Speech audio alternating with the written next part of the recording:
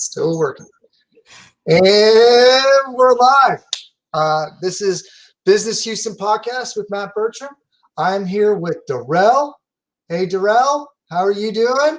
With I'm awesome. Tech Solutionz, accredited member of the BBB. How are you doing, sir? And I'm awesome and blessed today. How you doing, Matt? Very good, very good. Well, Derrell, tell us a little bit about yourself and a little bit about your business. Yeah, so like I said, my name is Derrell. I actually graduated from Prairie View A&M University with a degree in computer engineering, and I went to work for a company called Tata as a software engineer. So I've been in tech all my life. I'm a nerd, I'm a geek, all of those things. But after I worked in corporate America for about 5 years, I realized that instead of making mobile apps for somebody else, I can make mobile apps for myself. So that's kind of where Fresh Tech Solutionz started. And Fresh Tech is pretty much a mobile app development firm.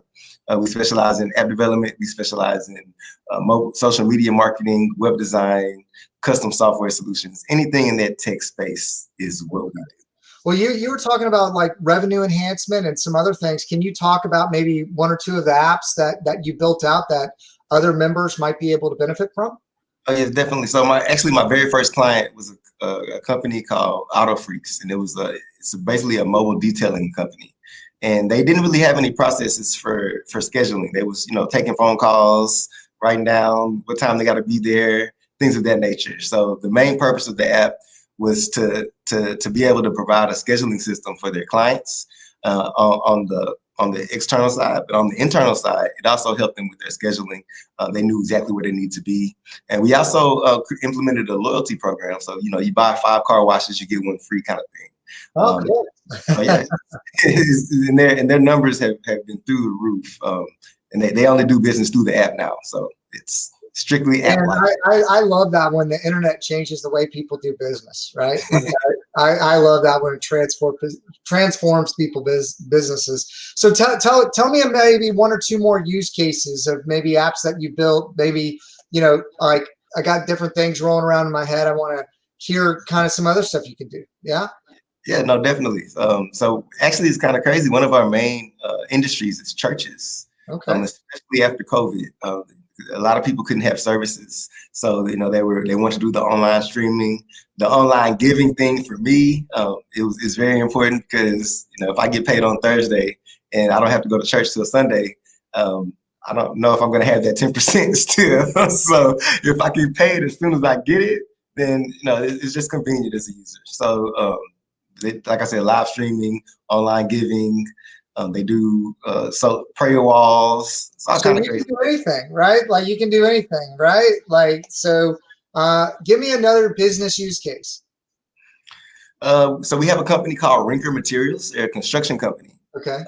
And it's really cool. They had these devices. They're like these handheld devices that are like really big and very inconvenient to carry, but they need them on their day-to-day job. It's like a measuring tool. Okay. But basically we digitized that into an app, so they don't have to carry that big tool around. And now, their lives are just a lot much better. We also have a company directory they're nationwide, so they have all of the locations from around the country. And so it's just more convenient for the employees. That was more of an internal app. It's not used by the public. It's only used by their employees.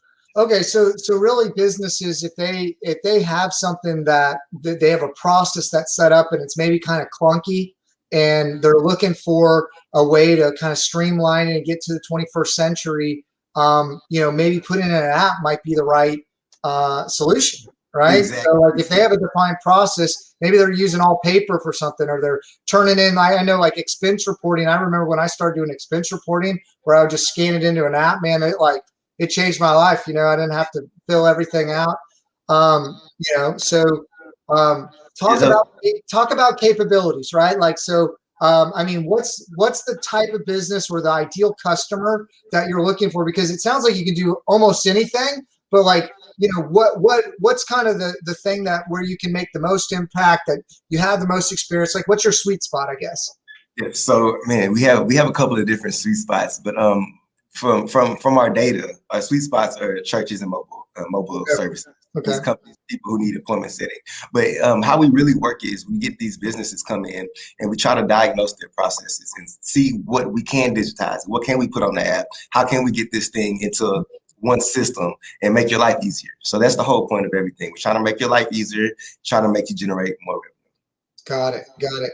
And as far as like building like the back end database, either if it's like a portal or if it's recalling data from like spreadsheets and lists, do you do that too? Or are you doing front end, back end? Like tell us a little bit maybe about the app design process, right? Like for people that don't know.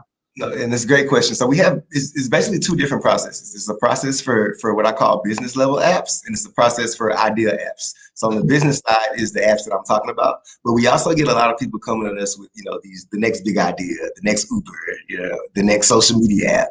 So those processes are really completely different.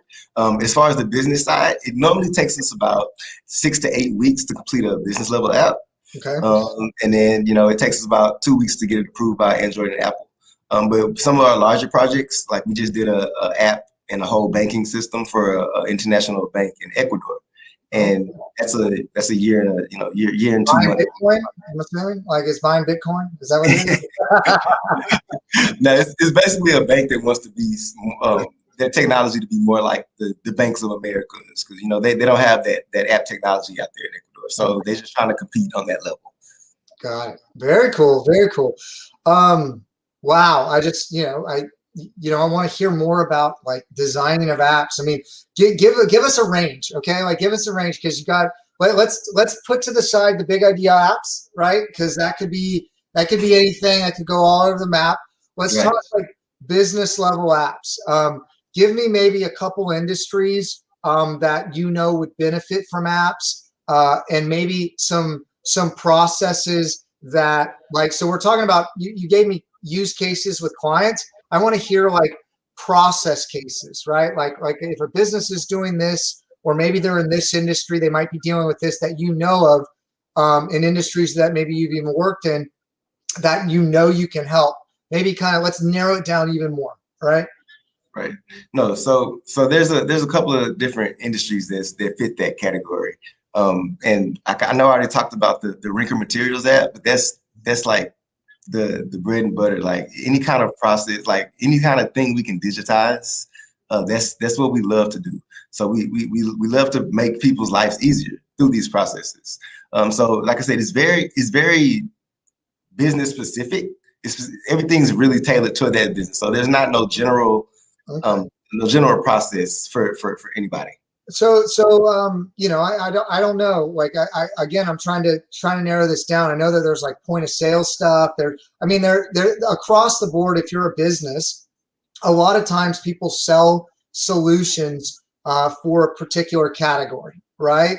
Can you build workarounds or bolt-ons to if they're using like some kind of custom CRM, or like I'm just trying to understand capabilities, right? Like, or are you rather building it from scratch? Hey, you got to process your, you want to bring, you're using all paper or something like that, or you're doing, ledger accounting in Excel or something like that, where maybe that information can be captured in a way. Like, again, walk me through that, because I'm really like, if I'm a business owner, I'm trying to think, okay, how can it help me? Can it help me on the payment side? Can it help me on the sales side? Can it help me on the HR side? Like, you know what I mean? Like, kind of give me some different categories, or I'm just trying to dig deep, man. I'm just trying. I love it. Your questions are awesome, man. So we had another construction company, and what they did, they had like a lot of contractors working for them. Okay. They had this system where they're trying to track the progress of these projects. Okay. Yeah. So basically, we implemented some software that will be able to let everybody know exactly where they're at the step of at any time of the project, how much money is owed, where's the project at, has it been assigned? So, and that's a pretty big system. But those are the kind of projects that we like to look for. We like to look for things that they're doing, and how can we make them way easier and pretty much on autopilot. So, okay, I really like that example. Hey, maybe I'm a builder, right? I have multiple projects going on. You know, I have, or remodeling projects or something like that. And I'm trying to track different projects. I'm trying to track like where my superintendents are or like where people are at. Like I can already start seeing that. Like that app, for example, roughly how long did that take? Like, you know, I guess the 6-week time frame, and you know, what was the planning stage looked like? Maybe can you give me a range of like what something like that would cost? Yeah, so that was an actual that wasn't an app, that was actual software solution. So Okay. it was custom software that we did, and that took about 8 months to complete. Okay. Okay. So see that. So we're, you know, I'm trying to get the range here. Yeah. Get, So yeah. the other apps that I was talking about, like those are things for, you know, if you want to have a loyalty program, or if you want to have social wall or directory or things of that nature. But if you're talking about custom, any kind of custom design that we got to dig deep into the company and actually create it from literally scratch, then yeah, it's that longer time frame. Okay. Wow. Okay. And yeah, loyalty programs, referral programs. Love it. Like there's a lot of stuff that you can do out there. Yeah, and another thing that Matt that a lot of people don't realize about apps. My favorite thing about apps, I call it the hidden marketer. You know, so think about having your logo, your company's logo, on somebody's home screen every day. You know, so let that when I need my car washed, I'm looking at I have all my apps on my home screen. Oh yeah. I'm looking at the Auto Freeze app subconsciously every day, every hour. You know, you can do push notifications too, right? They have that. So you can do a whole like an email blast or like a notification blast to everyone. I mean, you don't want to overdo it, but you know, if they have the app installed, it's quite effective, right? To reach people. Very more effective than emails and text messages, because yes, you get them, but their notification pops up on your phone. And you know, that's what people are at all day, every day. Yeah. So it's just a more effective way to get out there. I love push notifications. I really like that, Derrell. All right. So tell me how COVID, you shared with me, COVID's been a positive and negative for your business. Tell me kind of how it's affected you and how maybe things have changed. No, definitely. So we have all of our clients are on a monthly maintenance plan. Because these are living, breathing apps. So, you know, we have to update every time Apple makes an update, Android makes an update. We have to do it. We have to host the data on our servers. So some of our smaller clients during COVID, they had to shut down. They couldn't pay these monthly maintenance fees. So that kind of hurt us because we wasn't getting that expected money that we were, you know, normally used to getting. Yeah. But on the other side, it's been good to us because we are a tech company. And what's been going on, everybody's at home, bored, thinking of ideas, of these new businesses. So yeah, we really been getting a lot of traffic from new startup ideas. And we've been hearing the greatest, every day is like Shark Tank at the office. And I just love it. It's fun.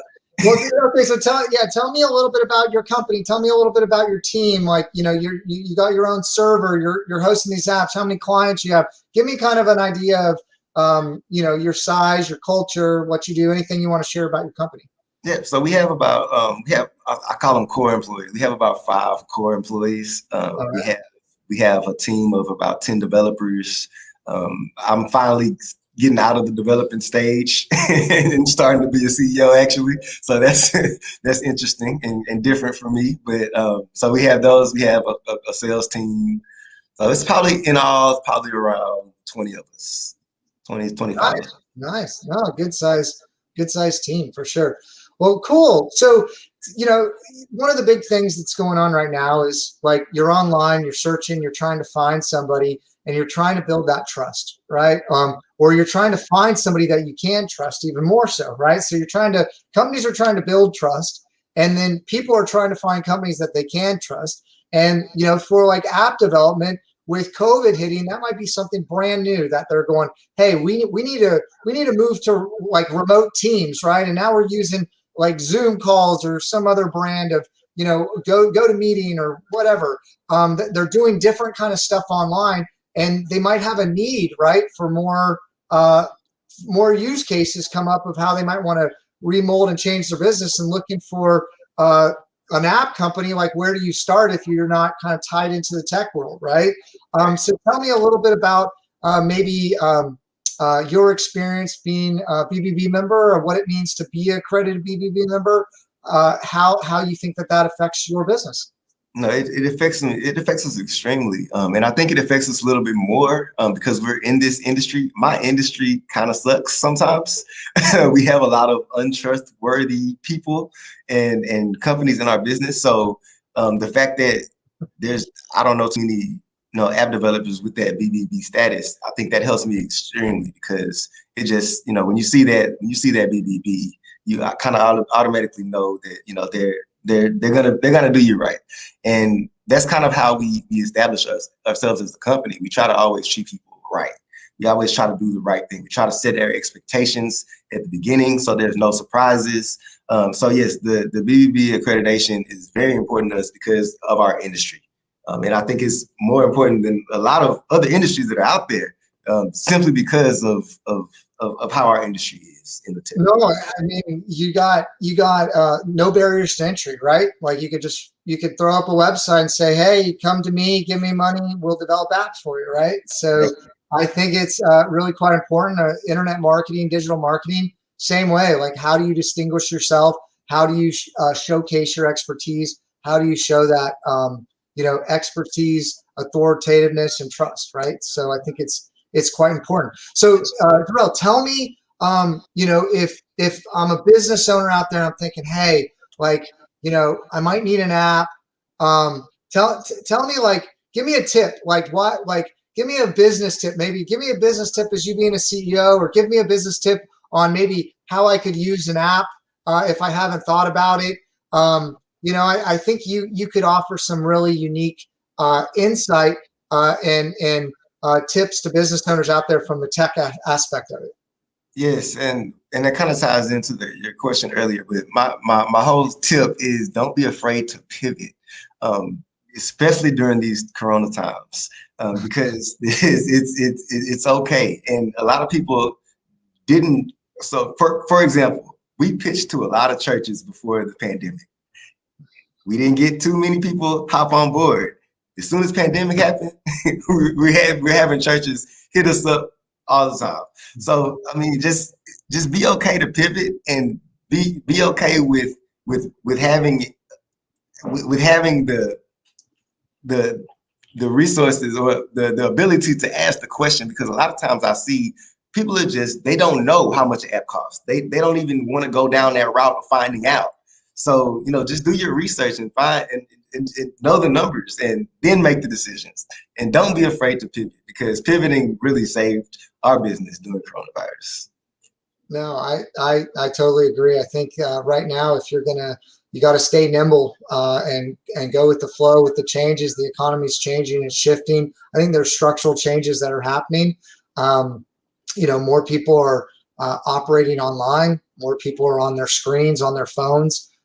So if you can get an app in front of them, I think that's fantastic, right? So awesome. Well, Derrell, tell us a little bit about how to maybe get in touch with you if someone's now thinking, hey, I have an idea, or I wonder if this might work for me. What's the best way for people to get in touch with you?